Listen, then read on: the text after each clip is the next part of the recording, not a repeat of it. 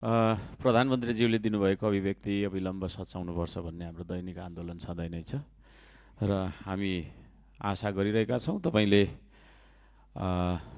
त्यो अभिव्यक्तिलाई रेकर्डबाट हटाउने आदेश दिनुहुनेछ र हाम्रो भौगोलिक अखण्डताको रक्षार्थ तपाईँ उभिनुहुनेछ भन्ने विश्वास लिएका छौँ।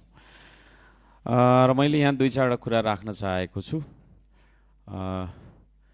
यो रौतहटको गौर नजिकमा चाहिँ भारतले उच्च बाँध बाँधेर यो लाल बकैया र बागमतीको निकासलाई बन्द गरेको कारणले त्यहाँनिर चाहिँ डुबान हुने गरेको भन्ने खालको रिपोर्टिङ आएको छ। यो बारेमा सत्य तथ्य के हो नेपाल सरकारको सम्बन्धित निकायले सम्बन्धित मन्त्रालयले ध्यान दियोस् र भारतको भूभाग चाहिँ हामीले बचाइदिनुपर्ने, हाम्रोमा चाहिँ डुबान गर्नुपर्ने भन्ने खालको त्यो राष्ट्रघाती सन्धि, राष्ट्रघाती सम्झौता, राष्ट्रघाती करार हो जस्तो मलाई लाग्छ।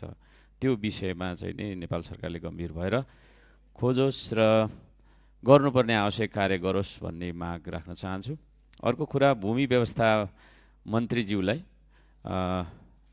म स्मरण गराउन चाहन्छु। यो राजविराजमा तपाईको चाहिँ नि 1998 सालदेखि आज 85 वर्ष भएछ। 85 वर्ष पहिलादेखि त्यहाँनिर चाहिँ तपाईँको बिटौरी जग्गा भनेर चाहिँ तपाईँको नगरपालिकामा कर तिरेर त्यहाँ 70 बिघाको आसपासमा बसोबास भइराखेको रहेछ।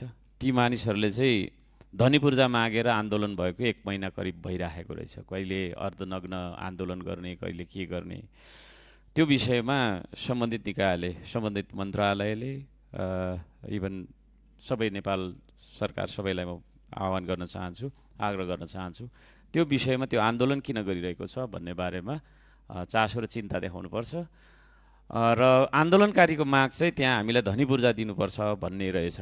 त्यो 85 वर्षदेखि होइन धनीपूर्जाको लागि आन्दोलन गरिरहनु यो तपाईँको चाहिँ नि के अरे अत्यन्तै अन्यायपूर्ण देखिन्छ। त्यसतर्फ नेपाल सरकारको ध्यान जाओस् भन्न चाहन्छु। भने 2017 सालदेखि रामधुनी सुनसरी 1 मा पर्छ सभामुख महोदय, त्यो मेरो चुनाव क्षेत्र पनि हो। त्यो सुनसरी 1 को रामधुनी 7 मा 64 बिघा भन्ने जग्गा छ। त्यहाँनिर चाहिँ त्यो बस्ती छ। त्यहाँनिर झोडा फाँडेर बसेको आज तपाईँको चाहिँ के अरे 66 वर्ष भएछ। त्यहाँ पनि त्यहाँका स्थानीयले धनीपूर्जा पाउनुभएको छैन। अब यो 100 वर्षसम्म 200 वर्षसम्म पर्खिँदाखेरि पनि लाल पूर्जा नपाउने यो कस्तो देश हो यो, अचम्म लाग्छ। यो देशलाई चाहिँ नि अब हामीले निकास दिनुपर्छ। विकास मात्रै कुरा गरेर हुँदैन, निकास पनि दिनुपर्छ र त्यो निकासको पर्खाइमा, लाल पूर्जाको पर्खाइमा त्यहाँका बसोबास गर्ने बसोबासी स्थानीय दाजुभाइ दिदीबहिनीहरू बसिराख्नु भएको कुरा म नेपाल सरकार, सम्बन्धित मन्त्री, सम्बन्धित मन्त्रालयलाई जानकारी गराउन चाहन्छु। र त्यहाँ चाहिँ भर्खरै तपाईँको चाहिँ नि नक्कली जग्गा धनी आएर अब यो जग्गा चाहिँ मेरो हो, पहिला चाहिँ तपाईँको चाहिँ के थियो त्यो झोडा फाँडेर बसेको भनेर 2 चोटि सर्वोच्च अदालत र त्यतिखेरको तपाईँको चाहिँ नि न्यायिक समिति, राजदरबार अन्तर्गतको न्यायिक समितिले पनि ती बसोबास गर्ने मानिसहरूकै हो यो जग्गा भनेर भनिदिएको। तर 81 अहिले चाहिँ आएर फेरि नक्कली जग्गा धनी निक्लेर जग्गा हाम्रो हो, कतिमा किन्छौ किन भनेर चाहिँ तपाईँको दुःख दिइराखेको भन्ने जानकारी आएको छ। त्यसतर्फ नेपाल सरकारको ध्यान जाओस्। र अन्त्यमा म के भन्न चाहन्छु भने महिनौदेखि वर्षौँदेखि पनि रहेछ कति त त्यो माइती घरमा अस्ति भर्खर मैले हाम्रो क्विक एक्सन मिनिस्टर भन्न चाहन्छु हाम्रो गृहमन्त्रीज्यू, उहाँ अत्यन्तै क्विक एक्सन पनि लिनुहुन्छ।